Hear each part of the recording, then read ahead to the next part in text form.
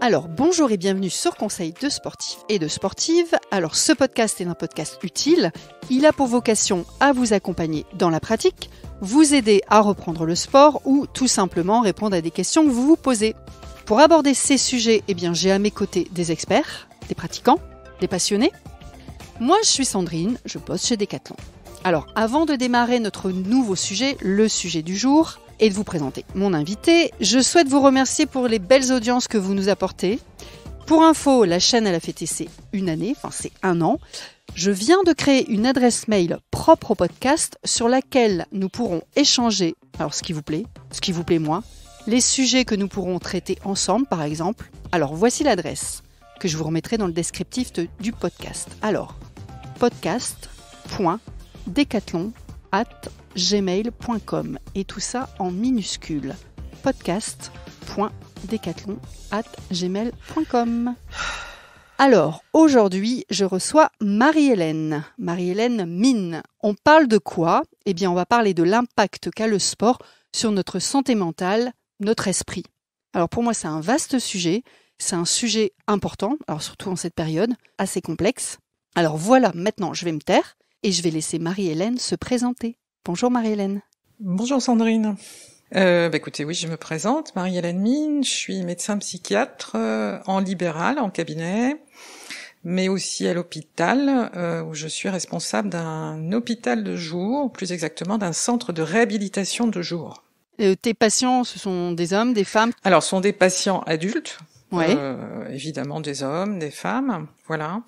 Donc qui ont besoin d'être accompagnés après une prise en charge plus ou moins importante en hôpital ou dans un centre médico-psychologique, qui ont besoin d'être accompagnés au long cours. Tu vis près de Paris, je pense ? Alors oui, j'habite à Versailles, je consulte à Guyancourt, qui est juste à côté de Versailles, et j'exerce au centre hospitalier de Plaisir. Ok, merci pour la présentation. Alors, on parle souvent des bienfaits, des effets bénéfiques du sport sur le corps. Aujourd'hui, on est là pour parler de la santé mentale et des bénéfices sur l'esprit. J'ai l'impression qu'en ce moment, au vu du contexte sanitaire, c'est encore plus important. Est-ce que tu peux donc m'expliquer effectivement ce qu'impacte le sport sur la santé mentale ? Me mettre un petit peu une mise en contexte, nous expliquer un petit peu tout ça. Alors oui, en effet, on en parle souvent pour la santé physique et on a bien raison. On en parle aussi de plus en plus pour la santé mentale, il est vrai, puisque ce sont des choses qui se pratiquent de plus en plus dans les cliniques, dans les hôpitaux de jour aussi, puisque nous avons par exemple dans le centre de réhabilitation de jour où je travaille, on a des activités thérapeutiques basées sur le sport. Donc plutôt collectif, mais parfois aussi plutôt individuel. Donc du côté de la psychiatrie en tout cas, de la pratique psychiatrique, en tout cas c'est un sujet qui prend de plus en plus d'importance. La prise de conscience est de plus en plus nette de ce point de vue-là. Alors les bénéfices pour la santé mentale du sport, en fait ils sont un petit peu à cheval avec ceux pour la santé physique. Puisque à la base, quand on fait un effort physique même assez modéré, ne serait-ce que pendant par exemple une vingtaine de minutes, donc ça peut être un petit footing léger, ça peut être faire 20 minutes de vélo, 20 minutes de nage, enfin ce qu'on voudra, sans trop s'essouffler. En fait, on s'aperçoit que oui, ça fait du bien au corps, c'est-à-dire par exemple ça permet quand même que la circulation sanguine soit bien meilleure et donc qu'elle soit bien meilleure aussi au niveau du cerveau. Ça permet aussi une espèce de jeu de contraction-relaxation qui fait intervenir...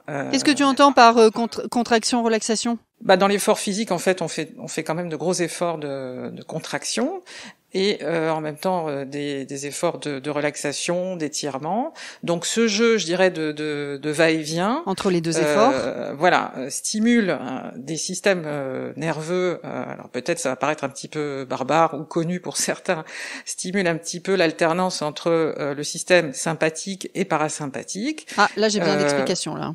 Donne-moi un peu plus de détails. Alors, le système sympathique, en fait, sont des systèmes nerveux qui sont très archaïques, qui remontent vraiment aux origines et qui nous ont aidés, en fait, à survivre en tant qu'espèce. Et donc, en fait, quand on était confronté aux animaux, il fallait survivre. Donc, on avait un système sympathique qui nous permettait de nous défendre ou de prendre la fuite à toute vitesse, et puis un système parasympathique qui nous permettait de nous relaxer, de nous poser, bref, de nous reposer. Très bien. Et donc, quand on fait ces efforts, on stimule ces systèmes-là qui ont un effet un peu sur tout le corps. Donc, ça permet d'obtenir, après l'effort, une relaxation plus profonde. Voilà. Et en même temps, ça permet de retrouver plus d'énergie sur le plan général. Voilà. Donc, il y a cet effet de meilleure oxygénation du cerveau parce que la circulation est meilleure. Il y a cet effet de relaxation et d'énergisation à travers les systèmes sympathiques et parasympathiques. Et puis, il y a bien sûr, ça a été pas mal médiatisé déjà, il y a la production d'endorphines au niveau cérébral, donc qui sont faites des hormones qu'on produit nous-mêmes, faites maison si j'ose dire, et qui ont des effets qui ont des effets presque magiques, je dirais, puisque elles sont relaxantes, euphorisantes, et je crois même que on réfléchit même à des effets antidépresseurs. Ça, ce serait dès la première séance, ou c'est aussi une espèce de gymnastique du corps qui va créer tous ces effets bénéfiques pour l'esprit, ou dès la première fois pour tous, ça sera efficace? Alors, dès la première séance, oui, et c'est d'ailleurs l'intérêt, c'est qu'on peut tous faire l'expérience, qu'on est quand même beaucoup plus relaxé, beaucoup mieux dans sa peau après une séance d'activité physique. Donc oui, on peut en faire l'expérience à l'échelle d'une séance. Alors après, évidemment, ces effets, si on s'en tient à une séance, évidemment, ils vont pas durer. Oui, la régularité. En revanche, l'intérêt de la régularité pour le corps, c'est que ça va permettre que ces effets soient plus permanents et plus structurants. Permanent, ça voudrait dire que même lorsque tu n'es pas en activité physique, peut-être que tu arriverais à avoir ces sensations? Absolument. Alors ces sensations, peut-être pas exactement ces sensations, surtout quand vous avez un flash d'endorphine qui vous euphorise. Je ne dis pas que vous allez être sur un petit nuage en permanence. En revanche, vous aurez certainement, à force de régularité, on peut certainement acquérir une plus grande capacité à résister au stress. C'est surtout ça. Voilà. Et on peut être étonné de tolérer beaucoup plus de choses qui rendaient très vite irritable ou qui vous saturaient très vite, parce que on retrouve un peu cette souplesse, ce calme plus profond. Donc oui, bien sûr, quand plus c'est régulier, plus ce sera fiable, plus ce sera permanent dans le sens où il y aura plus de capacité à résister au stress. C'est surtout dans ce sens-là. Alors Marie-Hélène, tout à l'heure, tu m'as parlé de régularité, d'effets structurants, je pense. Qu'est-ce que tu entends par des effets structurants? Structurant d'abord parce que ça permet de structurer son temps. Et son temps à la maison comme au dehors, si on sort par exemple aller courir ou faire du vélo ou que sais-je. Donc ça permet ça permet de pas rester dans le vide, d'avoir quelque chose de bien identifié à faire à tel moment de la journée, tel jour de la semaine. Et ça pour l'esprit, c'est beaucoup plus contenant.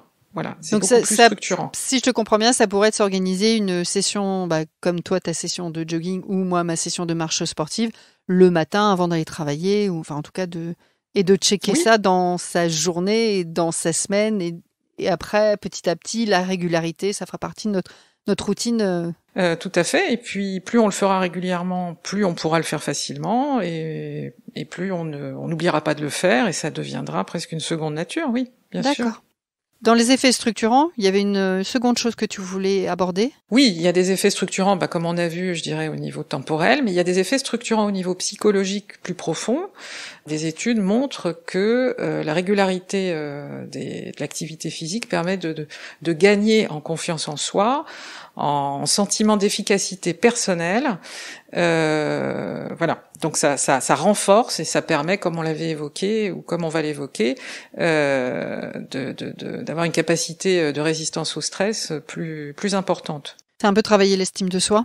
Profondément, oui, bien sûr. Parce que quand même, quand on a, oui. Quand on a pu courir 1 kilomètre de plus, qu'on a tenu 15 minutes de plus, chacun peut faire l'expérience, on est quand même très content. Quand je t'écoute, je suis en train de me dire que même par rapport au job, finalement, les personnes seraient dans de meilleures conditions aussi pour affronter la journée de travail. Absolument. Oui, oui. Oui, c'est pas, enfin, c'est assez connu, c'est assez fréquent, hein. Beaucoup d'actifs vont faire un saut vont faire quelques longueurs à la piscine avant d'aller travailler, vont faire un petit footing avant d'aller travailler. Si j'ose dire, cette pratique-là, c'est de plus en plus démocratisé et tant mieux, hein. Est-ce que tu penses qu'il y a des sports à privilégier ou tous les sports nous apporteront tous les bienfaits que tu m'as énumérés, que tu m'as expliqués? Dans la mesure où on fait bouger son corps, où il y a une activité physique, sur le plan métabolique, c'est toujours bon. Après, bon voilà, entre sport individuel ou collectif, ça dépend aussi un petit peu des conditions, des possibilités. Alors après, il y a d'autres sports aussi qui peuvent avoir quand même une symbolique particulière. Je pense par exemple au sport de combat ou à des choses qui peuvent engendrer une certaine ou nécessiter une certaine agressivité. Voilà, le sport n'est pas complètement neutre. Il dit bien aussi un petit peu quelque chose de ce qu'on est, de ce qu'on aime. Voilà. Après, je pense que ça dépend vraiment de chacun. Oui, donc là, c'est une question juste de choix, de goût, d'envie. Oui, voilà, je pense que c'est très personnel. Après, on peut avoir aussi besoin de moments un petit peu pas de solitude, mais d'un petit peu de se retrouver dans des exercices, enfin, je veux dire, dans des sports plus d'endurance personnelle, le footing, natation ou autre, et prendre plaisir aussi quand même à retrouver les autres, à jouer avec les autres, parce qu'il faut pas l'oublier, dans le sport, et notamment les sports collectifs, il y a une notion de jeu, hein, il y a aussi une dimension ludique.